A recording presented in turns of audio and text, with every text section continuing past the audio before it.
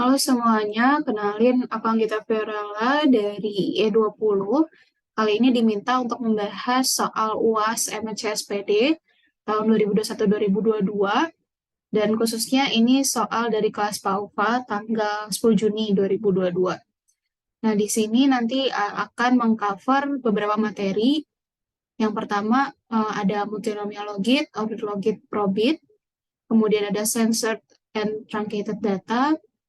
OLS ini nggak ada soal spesifiknya tapi masuk ke silabus. Kemudian ada fixed effect model, random effect model, dan uji spesifikasi menggunakan Hausman test ataupun Brisbagen LM test, dan panel data. Nah, nanti semua bahan ini dan juga ada beberapa pembahasan soal UAS lainnya itu bisa diakses di Bitly di sini ya, teman-teman. Oke, mungkin kita langsung masuk di nomor 1, ini tentang multinomial logit. Pertama, dari penjelasan soalnya dulu, di sini peneliti mau melihat faktor apa saja yang mempengaruhi pilihan pemerintah daerah untuk memberikan bantuan.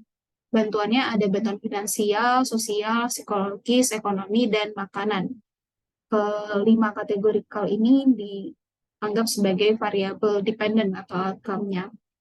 Kemudian explanatory variable atau independent variable yang digunakan di sini ada luas rumah, jumlah anak, jumlah kalori, jarak ke pusat kota, pendapatan, dan luas sawah atau kebun. Kemudian kita dikasih tabulasi outcome dari hasil pengolahan datanya. Nah, untuk soal pertama, kita yang diminta adalah untuk melihat tabel A, kemudian jelaskan metode ekonometrika apa yang paling tepat untuk mengolah data di atas. Nah, untuk menjawab pertanyaan A ini, kita harus lihat dulu kalau di sini peneliti menggunakan variabel dependent yang diteliti lebih dari 2 kategorikalnya. Tadi ada 5 jenis bantuannya. Jadi karena variabel dependent yang diteliti itu lebih dari 2 kategorinya, berarti metode yang paling tepat adalah menggunakan multinomial logit. Itu. Kemudian multinomial logit di sini adalah yang nominal atau unordered multinomial model. Karena antar opsi satu dengan opsi lain itu tidak ada urutan atau rankingnya. Kan antar bantuan finansial, sosial, psikologis, ekonomi, dan makanan ini nggak ada yang lebih unggul satu sama lain. Itu. Jadi ini masuknya cocoknya menggunakan model multinomial logit. Itu. Dan metode yang digunakan adalah maksimum likelihood. Oke, pertanyaan A terjawab, jadi jawabannya adalah multinomial logit untuk metode. Kedua, yang B, kita di sini dibilang bahwa penelitian menggunakan multinomial perlu informasi mengenai relative risk ratio. Jelaskan apa perbedaan antara estimasi dengan menggunakan RRR dan tanpa RRR. Oke, untuk yang menggunakan RRR, interpretasinya nanti akan dalam bentuk odds ratio. Kalau tanpa menggunakan RRR, nanti interpretasinya akan dalam bentuk log of the odds. Nah, gimana kita bisa tahu koefisien RRR? Itu nanti sama dengan E pangkat koefisien tanpa RRR. Itu. Oke, lanjut di yang C. Di sini kita diminta untuk menjelaskan interpretasi dari hasil regresi kedua tabel B dan C di atas. Oke, kita pertama lihat yang tabel B dulu. Nah, di sini ternyata hasilnya itu nggak ada yang signifikan nih. Kita lihat dari nilai p-value-nya nggak ada yang kurang dari 0,5, 0,05 atau kurang dari 0,1 gitu. Jadi dia sebenarnya tidak perlu diinterpretasikan karena juga tidak ada yang signifikan pengaruhnya gitu. Ini tabel B ini yang tanpa RRR ya. Oke. Terus jadinya sebenarnya bisa aja dibilang misalnya untuk yang pertama nih luas rumah ya tidak signifikan karena ya p-value-nya lebih dari 0,05 dan seterusnya. Tapi ini karena semuanya tidak ada yang signifikan ya, sampai semua jenis bantuan nggak ada yang signifikan, kita coba interpretasikan salah satunya aja. In case dia sebenarnya signifikan gitu contohnya. Ya, misalnya untuk jarak ya, ini koefisiennya yang udah di highlight kuning. Interpretasinya, jika satu unit peningkatan jarak ke pusat kota, ini kan jarak ya, log of the odds untuk bantuan sosial relatif terhadap bantuan finansial, karena base-nya finansial, akan turun sebesar 0,003482 ini. Atau dengan kata lain, kita bisa bilang jika jarak meningkat 1 unit, karena tadi nggak disebut ya satuannya apa, jadi kita bilang unit, kemungkinan mendapat bantuan sosial itu lebih kecil dibandingkan mendapatkan bantuan finansial. Gitu. Ini untuk contoh interpretasi hasil regresi yang tanpa RRR. Oke, selebihnya sebenarnya kurang lebih sama, tinggal nanti dibandingkan misalnya ini bantuan psikologis relatif terhadap bantuan finansial, pengaruhnya lebih akan lebih besar atau tidak. Gitu. Tapi yang dalam kasus ini tidak ada yang p-value-nya signifikan, jadi kita nggak interpretasi. Oke, lanjut yang table C. Di sini masih sama, dia nggak ada yang signifikan kalau dilihat semua p-value-nya. Tapi kita kasih contoh, yang pertama misalnya variabel yang ini ya, di bantuan sosial. Interpretasinya ini regresi yang menggunakan RRR. Jika jumlah anak bertambah 1 orang, maka 0,97 kali lebih besar kemungkinan untuk mendapatkan bantuan sosial dibandingkan bantuan finansial. Atau the risk or odds is 3% lower. Gitu. Namun pengaruhnya tadi tidak signifikan ya. Terus misalnya kita coba yang lain, misalnya makanan di sini, ini variabel pendapatan. Jika pendapatan bertambah 1 unit, maka 1,19 kali lebih besar kemungkinan untuk mendapatkan bantuan makanan dibandingkan bantuan finansial. The risk or odds is 19% higher. Namun pengaruh variabel ini juga tidak signifikan. Gitu. Nah, ini tadi kan kita tahu kalau misalnya koefisien untuk RRR itu bisa didapat dengan E pangkat koefisien tanpa RRR. Ini bisa kita buktikan kalau E dipangkatin ini 5,522 ini nanti akan sama dengan 250 dan seterusnya. Itu. Jadi kita bisa langsung pakai angka yang di sini untuk interpretasi regresi yang menggunakan RRR. Oke, lanjut. Itu nomor C udah selesai, bagian C udah selesai. Yang bagian D, dapat 3 metode untuk menghitung marginal effect. Ada admins, average marginal effect, dan marginal effect pada titik tertentu atau at representative point. Jelaskan perbedaan dari ketiga poin ini, dari ketiga metode ini, sorry. Nah, marginal effect itu mengukur perubahan pada variabel dependent akibat adanya peningkatan 1 unit dari variabel independent. Perbedaannya, kalau MEM itu setting the values of independent variable to their mean sweeping sample. Terus yang average marginal effect itu menghitung marginal effect untuk setiap individual, kemudian value-nya akan dirata-ratakan antar individual. Terus kalau marginal effect at representative point itu memilih poin dari interest kita, kemudian dihitung marginal effect-nya. Itu. Lanjut untuk yang E, jelaskan interpretasi dari hasil marginal effect pada tabel D. Nah, sebenarnya ini dari marginal effect-nya pun tidak ada koefisien yang signifikan, tapi kita interpretasikan aja. Untuk yang pertama, ini bantuan untuk yang poor ya, dan ini fair, yang ini average. Interpretasinya, apabila jumlah anak bertambah, maka kemungkinan dia memilih bantuan poor itu lebih tinggi, sebesar 0,002934 atau dalam persen, tinggal dibagi 100, satelis paribus. Kemudian yang fair, apabila jumlah anak bertambah, maka kemungkinan dia memilih bantuan fair itu lebih tinggi, sebesar 0,013645, satelis paribus. Kemudian yang average, kemungkinan dia memilih bantuan average lebih tinggi sebesar 0,004197, satelis paribus. Oke, itu akhir dari nomor 1. Kita lanjut di nomor berikutnya. Kita sekarang lanjut di soal kedua. Ini materinya tentang ordered logit probit. Di sini kita ada soal, jadi kita ingin lihat faktor-faktor apa aja yang mempengaruhi status aglomerasi industri kabupaten kota dengan kategori status aglomerasi industrinya dibagi jadi 3, rendah, sedang, dan tinggi. Variabel bebasnya ada jumlah penduduk, produksi kelapa sawit, rasio panjang jalan, dan persentase rumah tangga dengan akses air minum layak. Terus kita dikasih hasil estimasi statanya untuk ordered logit dan juga marginal effect-nya, kemudian ordered probit dan marginal effect-nya. Pertanyaannya, yang A kita diminta menentukan hasil estimasi mana yang terbaik. Apakah ordered logit atau ordered probit dan kenapa alasannya? Nah, untuk menentukan metode estimasi mana yang terbaik, kita bisa bandingkan nilai pseudo R-square-nya dari kedua model. Tapi dengan catatan, dari kedua model tersebut menggunakan data yang sama. Karena ini kan dua model ini menggunakan data yang sama, jadi kita bisa pakai pseudo R-square-nya, dan kita lihat mana nilai yang lebih besar.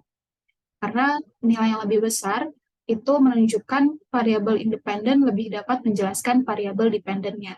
Jadi kita bisa consider itu sebagai metode estimasi yang lebih baik. Nah, untuk ordered logit kita bisa lihat di sini, pseudo R-square-nya itu 0,4002, kemudian ordered probit nilainya 0,4080. Nah, terus secara lain kita juga bisa lihat nilai dari LR chi-square-nya. Ordered probit lebih besar daripada ordered logitnya, dan maka kita bisa menentukan bahwa metode yang akan digunakan adalah ordered probit gitu. Ini tadi LR chi-square-nya ya. Lebih besar di ordered probit. Oke, yang A jawabannya ordered probit. Terus yang B, kita diminta untuk berdasarkan hasil estimasi yang terbaik tadi, pakai ordered probit berarti variabel bebas apa yang signifikan berpengaruh terhadap status aglomerasi industri kabupaten kota di Provinsi Sumatera Utara pada tahun 2021. Nah, variabel kita cuma disuruh menentukan variabel apa, variabel bebas yang signifikan apa yang berpengaruh terhadap status aglomerasi tadi. Belum diminta untuk interpretasi. Jadi ya kita lihat aja itu variabel yang signifikan ada 2. Kita lihat dari nilai probability lebih besar dari Z-nya ini. Kita lihat kalau yang PDDK itu 0,807, berarti dia tidak signifikan. Produksi sawit ini kurang dari 5%, dia signifikan. Terus jalan di sini lebih dari 0,05%, lebih besar dari 5%, jadi dia tidak signifikan, dan air minum dia signifikan. Jadi ada 2, yaitu persentase rumah tangga dengan akses air minum layak dan produksi kelapa sawit yang signifikan mempengaruhi status aglomerasi industri. Dengan tingkat signifikansinya yang tadi produksi sawit itu 5% dan air minum itu di 1%. Oke. Kemudian untuk yang C, kita diminta untuk menginterpretasi nilai konstanta yang diperoleh. Nilai konstanta di sini itu yang ini, cut off point-nya ini. Ada cut 1 dan cut 2. Nah, di sini kita bisa menuliskan aja seperti ini. Kalau yang cut 1 ini, nanti jadinya threshold-nya itu Y kurang dari 9,219. Kemudian yang kedua, dia 9,219 kurang dari Y kali I, kurang dari 10,75, itu nanti masuk ke dalam kategori aglomerasi sedang. Terus yang terakhir, Y lebih dari 10,7503. Itu masuknya ke status aglomerasi industri tinggi. Mungkin ini penjelasan tambahan mengenai interpretasi konstanta atau threshold atau intercept di sini. Jadi misalnya kita pakai model yang berbeda ya, misalnya ini. Nah, nanti nilai dari masing-masing koefisien yang kita dapat dari pengolahan, kita masukkan dan kita kali sama misalnya dia di sini umurnya 23, kita kalikan I-nya, baru nanti kita dapat nilai latent variabelnya, dapat Y-nya, dan itu nanti masuk ke threshold mana. Makanya kita bagi ketiga ini. Kurang lebih itu. Lanjut, jadi nanti kalau di ujian kalian cukup tulis yang tiga ini aja sih untuk penjelasan masing-masing threshold-nya. Kalau nanti dia ada 4 kategori, berarti nanti cut-off point-nya ada 3. Kalau ada 5 kategori, berarti cut-off point-nya ada 4, dan seterusnya. Terus soal yang D, kita diminta untuk interpretasi koefisien. Koefisien berarti yang di sini ya. Kita belum masuk ke yang marginal effect. Nah, perlu di notes di sini bahwa untuk interpretasi ordered logit dan ordered probit model itu koefisiennya berbeda by a scale factor. Jadi kita nggak bisa interpretasikan dengan nilai dari koefisiennya. Kalau kemarin di probit atau di logit itu kita masih bisa bilang nilainya meningkat sekian, probit atau z-score-nya, z-score-nya. Tapi kalau di sini kita nggak bisa lagi, kita cuma bisa bilang, misalnya untuk yang pertama, yang produksi kelapa sawit berpengaruh positif dan signifikan pada tingkat 5% terhadap status aglomerasi. Itu satu. Dan artinya apa? Peningkatan produksi kelapa sawit akan meningkatkan predicted value dari status aglomerasi. Cuma sebatas itu. Kita nggak bisa interpretasikan nilai dari koefisiennya. Kita nggak bisa interpretasikan seperti yang dicoret di sini. Terus untuk yang kedua, air minum. Di sini interpretasinya persentase rumah tangga dengan akses air minum layak berpengaruh positif dan signifikan dengan tingkat signifikansi 5% terhadap status aglomerasi. Artinya, peningkatan persentase rumah tangga dengan akses air minum layak akan meningkatkan predicted value dari status aglomerasi. Gitu.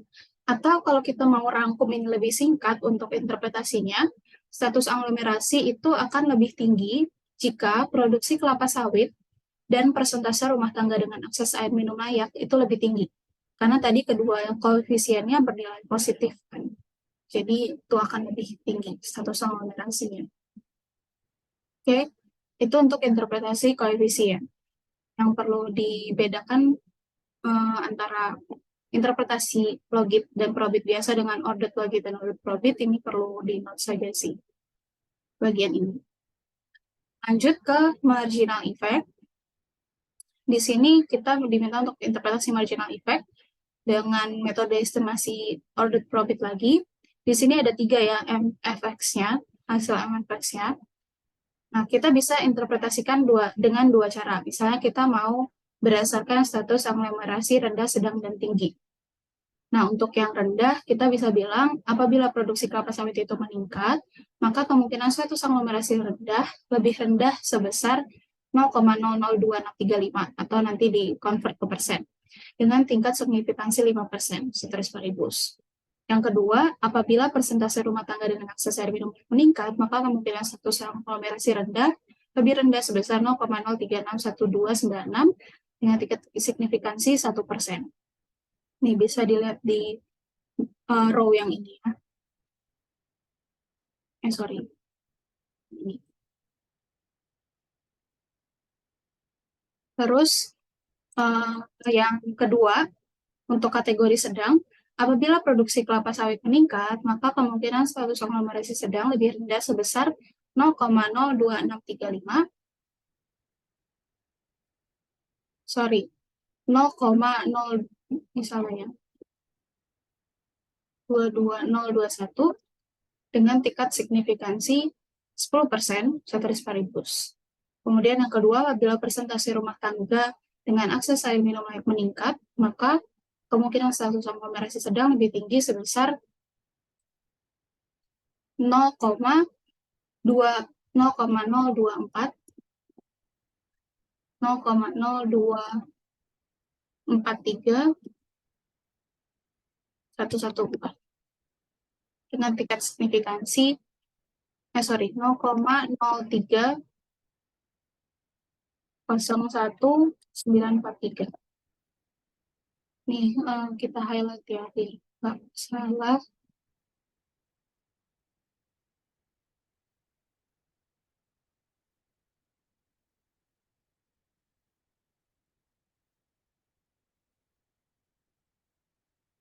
Dan yang terakhir, untuk kategori yang ketiga, di sini produksi kelapa sawit maupun persentase air minum tadi, keduanya tidak signifikan. Jadi kita nggak usah interpretasikan, karena lebih dari 5%, atau bahkan lebih dari 10% set skornya. Itu.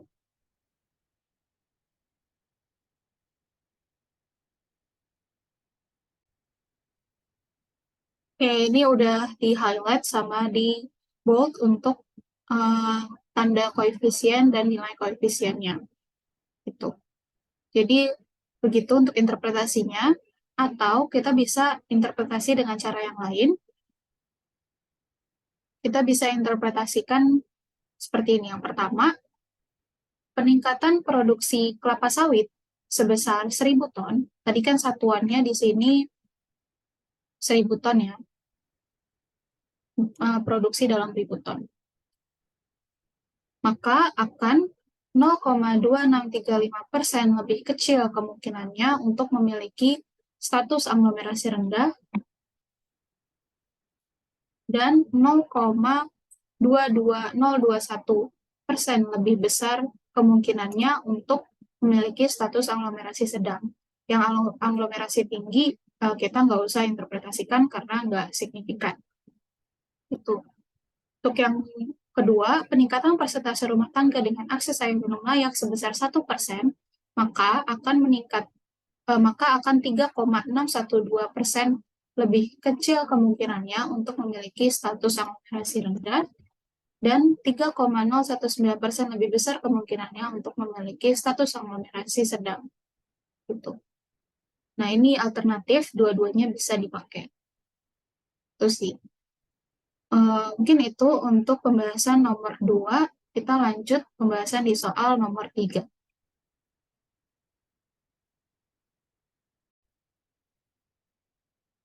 Oke, sekarang kita lanjut di nomor 3. Di sini tentang truncated data. Pertama, kita udah dikasih spesifikasi modelnya, di mana kita mau melihat pengaruh dari lama sekolah, pendapatan, usia, harga rokok perbungkus, dan kebijakan restoran menerapkan larangan merokok atau tidak terhadap jumlah rokok per hari. Terus di sini juga udah ada hasil pengolahannya, output regresinya. Dan untuk pertanyaannya, pertama, yang A, kita diminta untuk menjelaskan mengenai metode regresi yang dipakai peneliti dan kenapa dipakai metode tersebut. Kita udah bisa lihat ya, jelas di hasil output regresinya di sini, dia pakai komen truncated di sini, berarti dia pakai truncated regression, di mana kalau ini dia menggunakan truncated regression with truncation from below zero. Jadi yang di bawah zero dia potong gitu datanya. Nah, truncated regression ini dipakai ketika data yang kita miliki itu adalah data yang truncated. Apa itu truncated data? Jadi itu adalah data ketika informasi baik variabel independen maupun variabel dependennya itu tidak tersedia untuk semua observasi. Kalau dia truncated, jumlah observasinya akan berkurang apabila memiliki data yang tidak fit in dengan interest penelitian. Truncated bisa left truncated yang below tadi atau right truncated. Jadi dipotongnya dari atas. Nah, karena sampel ini truncated, asumsinya juga error term dari model itu normally distributed with mean and variance distributed cannot be maintained. Maka kita menggunakan truncated normal distribution dan dalam kasus ini kita juga harus menggunakan non-linear method of estimation seperti maximum likelihood method. Itu. Nanti dijelaskan selanjutnya mengenai truncated regression, tapi untuk jawaban yang A, alasannya karena dia menggunakan truncated data intinya. Terus ini sedikit tambahan untuk penjelasan perbandingannya dengan censored data. Censored data itu ketika sampel di mana informasi dari dependent variable-nya itu hanya tersedia untuk beberapa observasi aja, nggak semua. Tapi kita masih punya informasi tentang independent variable-nya untuk semua unit sampel. Kalau sensor data yang tidak menjadi interest dalam penelitian itu kita dekatkan, jadi nggak dipotong pada limit atau threshold-nya. Jumlah observasinya nggak berkurang. Sensor data sama bisa left sensor atau right sensor, tergantung didekatkan ke threshold-nya yang mana. Misalnya di sini ada beberapa contoh di sini. Yang pertama, kalau dia censored from above, dari atas, misalnya kita, jika Y itu lebih besar sama dengan 6, kita nggak tahu exact value-nya, makanya kita dekatkan data-data yang lebih dari 6 itu ke threshold-nya 6, yang ini. Terus, kalau misalnya censored from below, misalnya kita Y-nya kurang dari sama dengan 5, kita nggak tahu exact value-nya. Jadi kita dekatkan ke threshold, itu data-data Y kurang dari 5. Itu.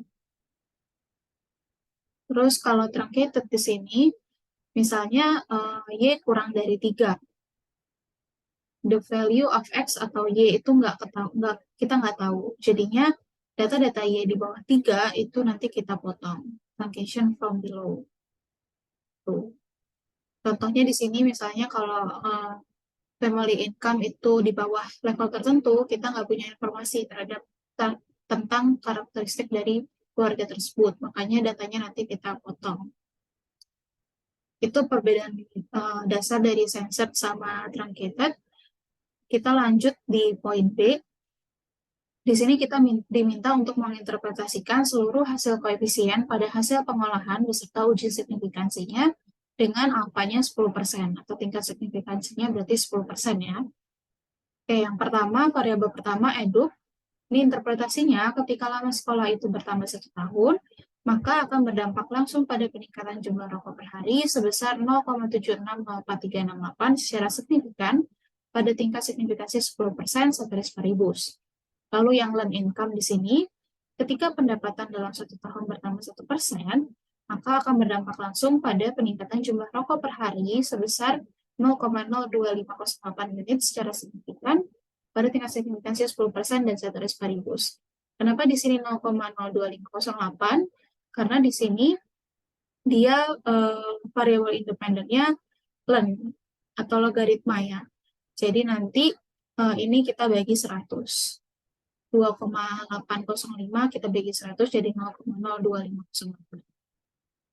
Lanjut yang age. Ketika usia bertambah 1 tahun, maka akan berdampak langsung pada peningkatan jumlah rokok per hari sebesar 1,63 unit secara signifikan dengan tingkat signifikansi 10% ceteris paribus.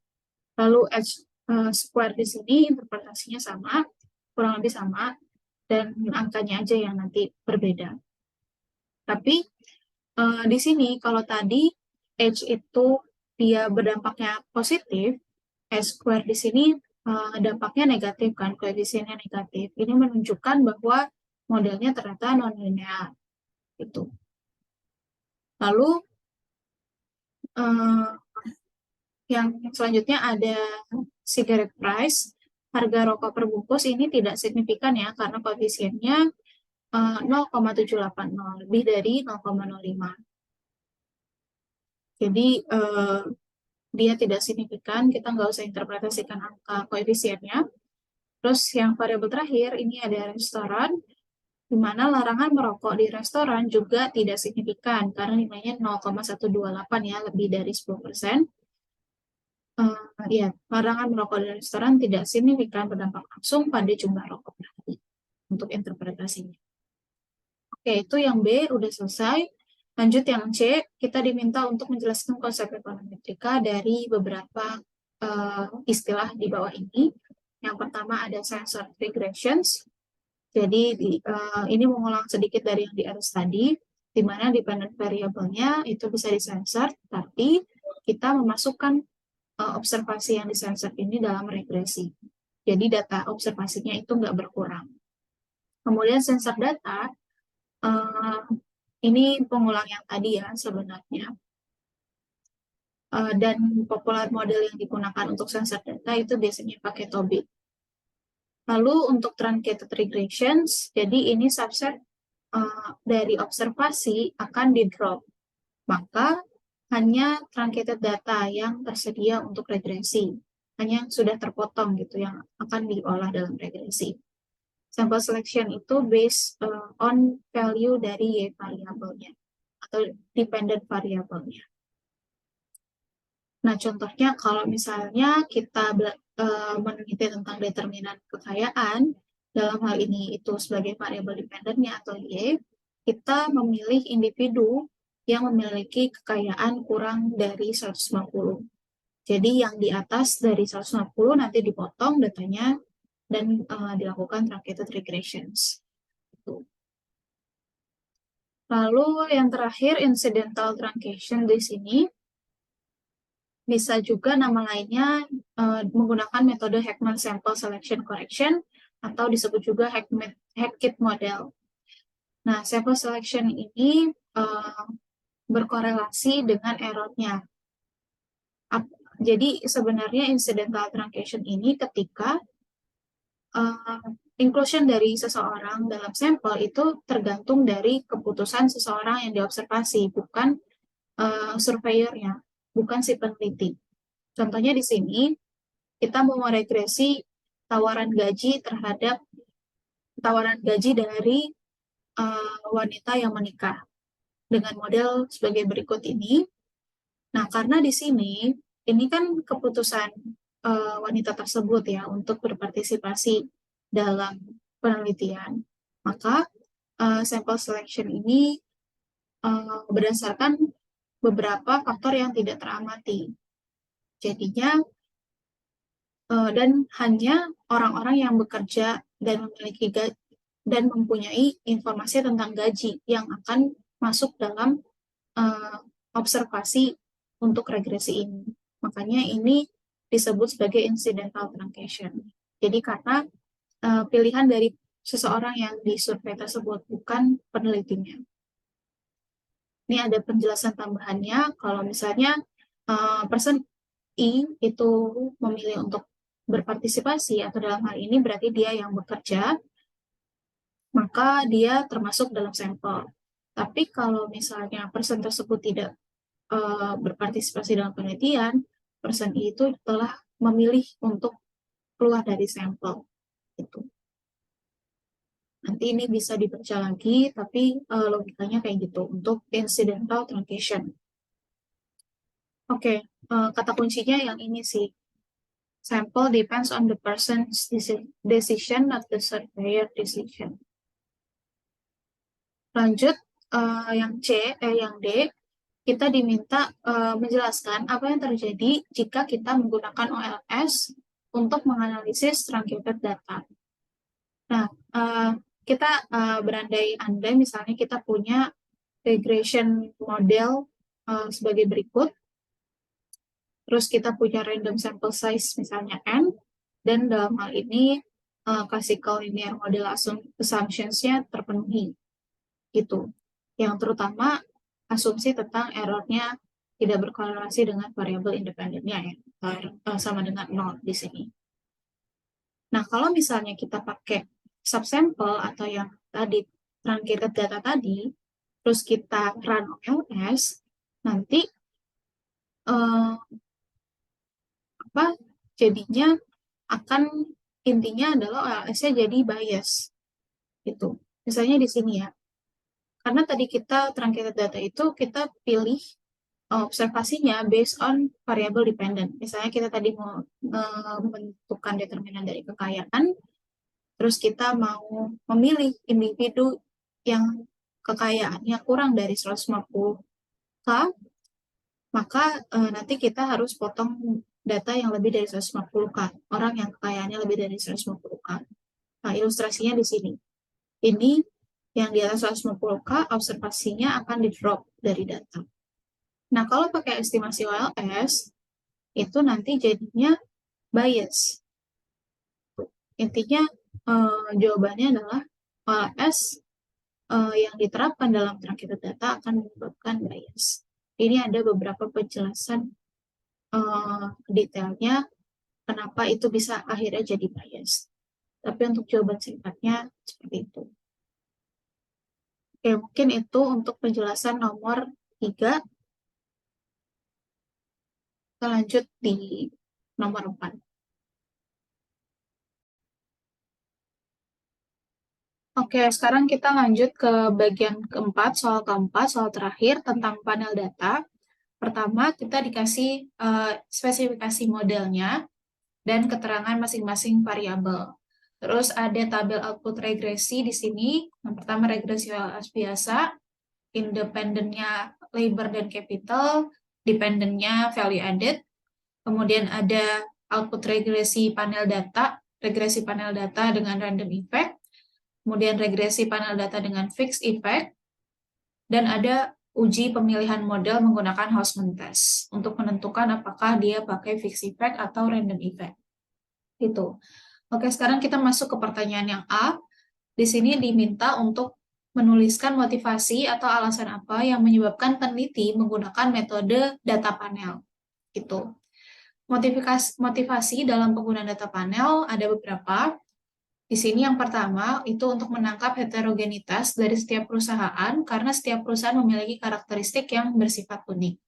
Kedua, penggunaan data panel itu membuat data itu lebih informatif, variabilitasnya lebih besar, kolinearitasnya lebih kecil antar variabel, kemudian lebih besar degree of freedom dan juga efisiensinya lebih tinggi.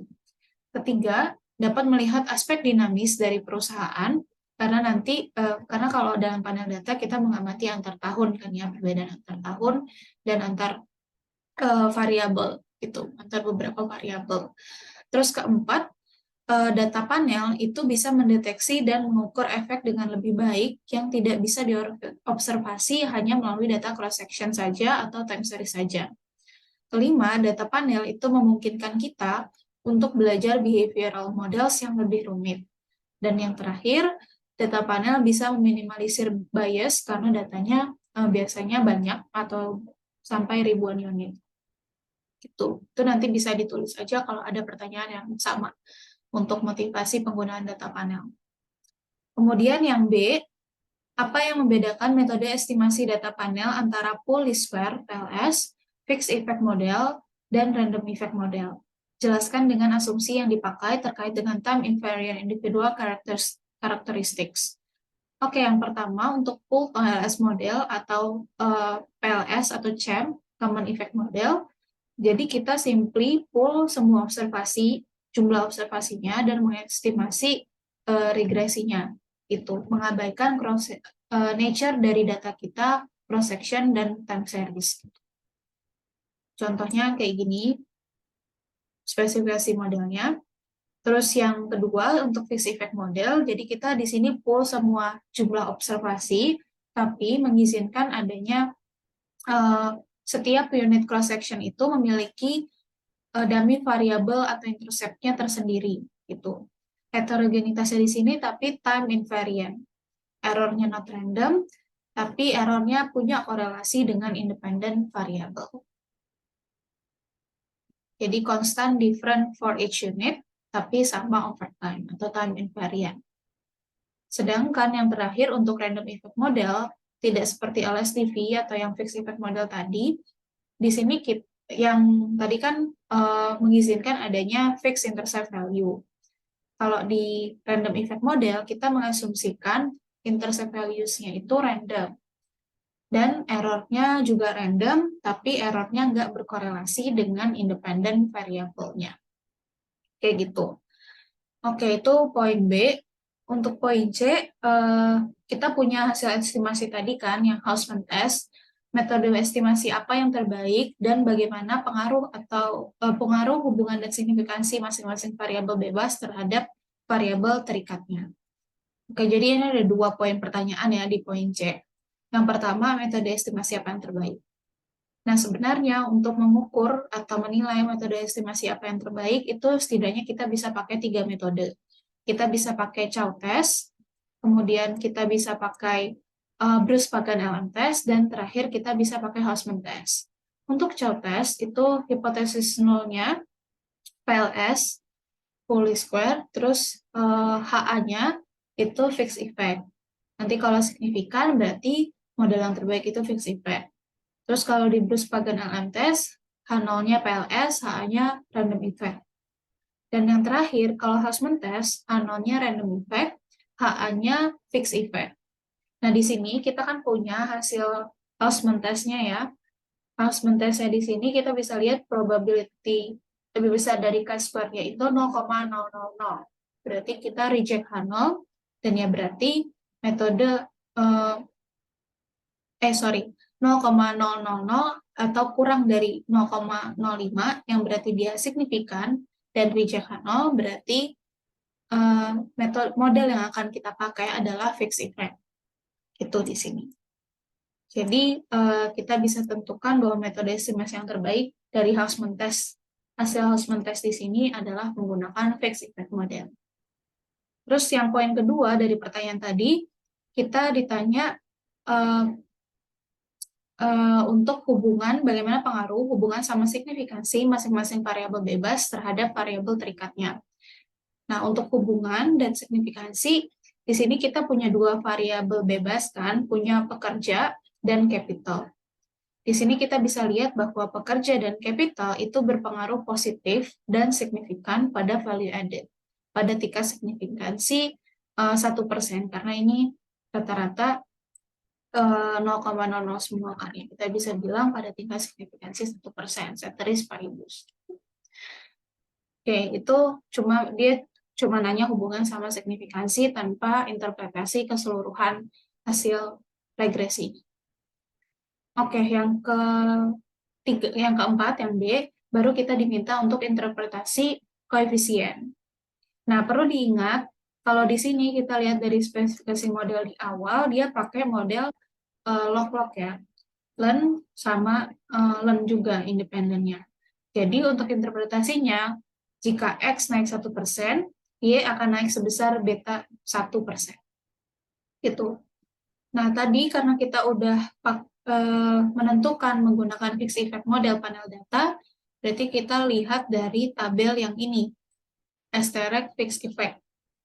Lalu kita interpretasikan untuk variabel independent labor-nya di sini, ketika jumlah pekerja meningkat sebesar 1%, maka value added perusahaan akan meningkat sebesar 0,8849% secara signifikan, pada tingkat signifikansi 1% ceteris paribus. Lalu untuk land capital-nya, ketika jumlah modal meningkat sebesar 1%, maka value added perusahaan akan meningkat sebesar 0,019945% secara signifikan pada tingkat signifikansi 1%, ceteris paribus. Oke, lanjut. Untuk yang terakhir, bagian yang E, di sini peneliti telah menambahkan time dummy dalam estimasi. Dan ini hasil setelah ditambahkan time dummy yang I.year ini. Lalu pertanyaannya, apa tujuan dari peneliti menambahkan time dummy tersebut? Ya, tujuannya, jadi kan tadi ini kita menggunakan fixed effect ya, atau LSTV.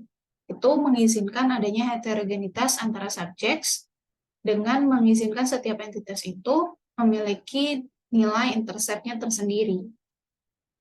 Kata-kata fixed effect itu karena fakta bahwa walaupun intercept-nya bisa berbeda antar subjek, tapi setiap intercept entitas tersebut tidak berbeda antar waktu atau time invariant. Makanya di sini kita tambahkan time dummy untuk membuat fixed effect-nya, intercept dari fixed effect itu berbeda antar waktu. Itu penjelasan singkatnya untuk bagian 4. Jadi ini terakhir pembahasan untuk soal UAS 2022. Terima kasih semuanya, semangat UASnya.